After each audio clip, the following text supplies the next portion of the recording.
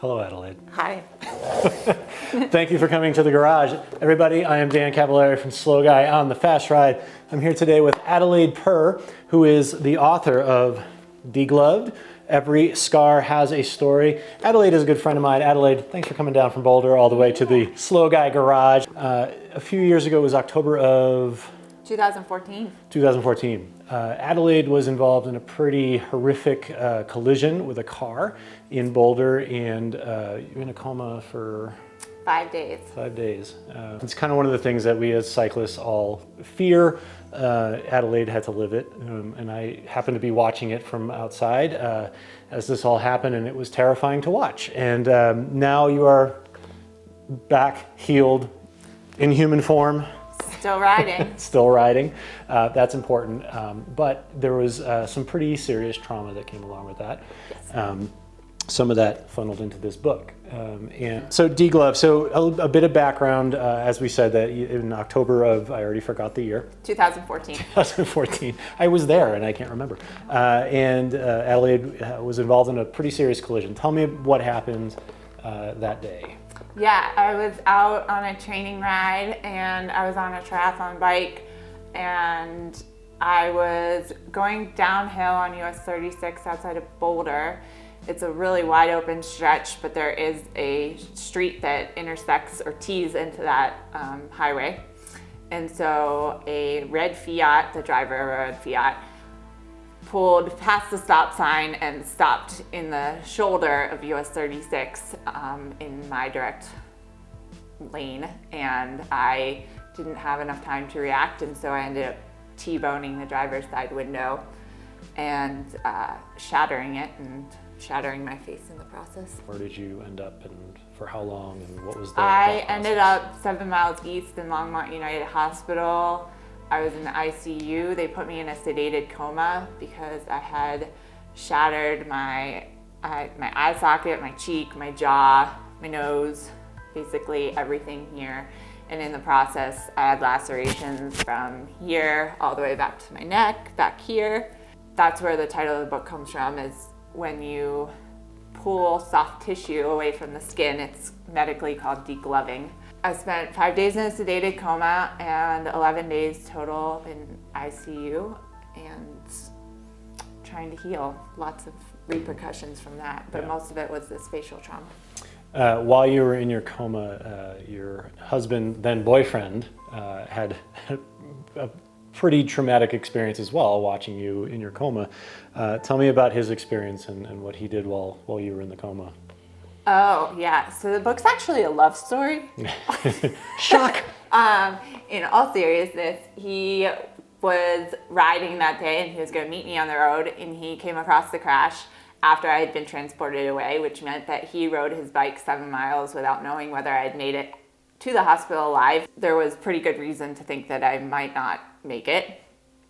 So when he got there that evening after I went through my first 8-hour surgery, he was alone in the room with me and he proposed to me, and I don't have any recollection, but I gently squeezed his hand, and he kept asking me until I woke up, and then until I remembered and was conscious and aware enough under drugs where I could actually write the word yes, because I couldn't talk. Yeah. So, a traumatic experience that really doesn't stop even after the skin heals. I mean, it's always in your head, and you could talk about the court case, you can talk about all the things that happened after that, but more than that, I want to talk about mentally what happened after the process of healing, the physical healing started. Where were you mentally, and where are you mentally now? Well, you talk about the court case. I mean, the legal stuff, people underestimate, I think, just how traumatic that can be, because it's really re-victimizing. It's just a hard place to be. You start to recover physically, and just as you're starting to come on this upswing from that, you hit this legal stuff, and it just can tear you down for a long time. Now, that's all behind me, and we spend our winters in Tucson now, and Tucson's great for riding, and it's a new place, and I found this lighthearted joy of being on the bike again. And then I came back here, and it just feels harder to ride, and part of that's I'm in the exact same neighborhood as I was when I was in my recovery. Every part of my recovery has happened in this like 1 block radius. Every time I leave the house, it's the same direction. And while it doesn't consciously bother me, I think it just makes it way more difficult for me to find that like pure love and joy and like, I want to go ride. It's like, I want to ride, but the weather is just not perfect today. I want to ride, but well, I have something in 2 hours that I should probably be home for. I feel like that's an indictment of me right now. But there's always like that, like I can always find that excuse because I think my body just doesn't want to be on the roads as much in Boulder. Why did you write this, first of all? I mean, after such a traumatic experience and having lived through it, why did you want to live through it again?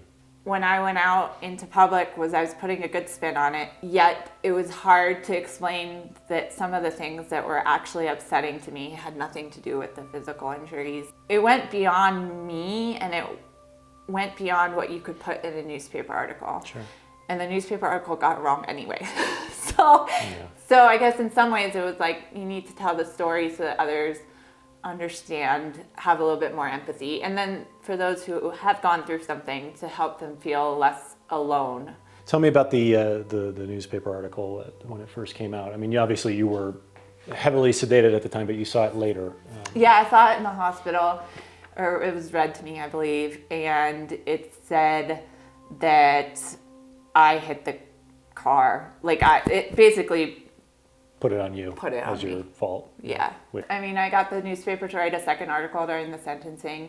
I don't know if you were there. We worked together at one point, and the day that the sentencing memorandum came into my email, and I read it, and the district attorney who was dealing with the case wrote it and said that I had followed the law to a T and stated which law.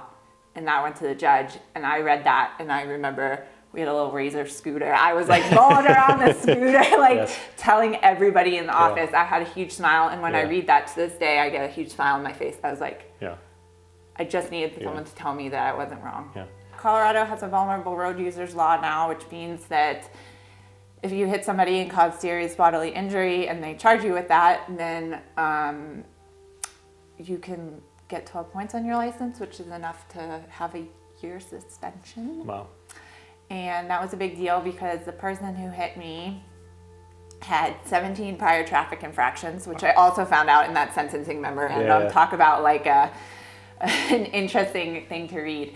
But to find out that the person had caused 4 prior crashes, I believe, and yet he was still able to walk away from that crash that day and drive because hitting me was only 4 points on his license, and it takes 12 to lose your license. Meanwhile, I had been a bike commuter. We didn't own a car.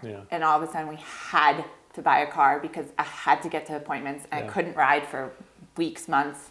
My attorney worked as president of Bicycle Colorado. Bicycle Colorado took that under as one of their things that they were going to lobby for. And it took several years because I think people don't realize just how slow moving the legal system is. But if you have something you want changed, it may take 3 years, 5 years, 10 years, but the good news is change can happen.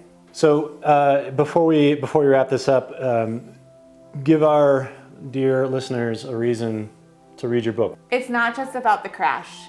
It's about the crash, but it's about trauma as a whole. It's about relationships. It's about how we support one another through difficult times. It's about how to advocate for something that you believe in. It's about how bad days do not mean that everything's going to be bad forever. I think there's a lot of hope and a lot of universal stories. You can get it at your independent bookstores anywhere. They may not have it at the store, but you can absolutely order it. They have access to it. It's at Boulder Bookstore. It's a few other places locally, and it's on Amazon and Barnes & Noble and all the big places. Cool. Adelaide, thanks for coming down to the garage. Thanks for having me. All right. And for those of you out there who enjoyed this video, please be sure to like and subscribe. And also, the Slow Guy and the Fast I swear it's a better name than that. Slow Guy on the Fast Ride newsletter. If you go to slowguyonthefastride.com, you can sign up for that. And I've got all sorts of great videos and content for you to check out. Thank you all for joining us. Adelaide, thank you. Yes. Serious face? Happy face? I don't have a serious face right now. Cheers.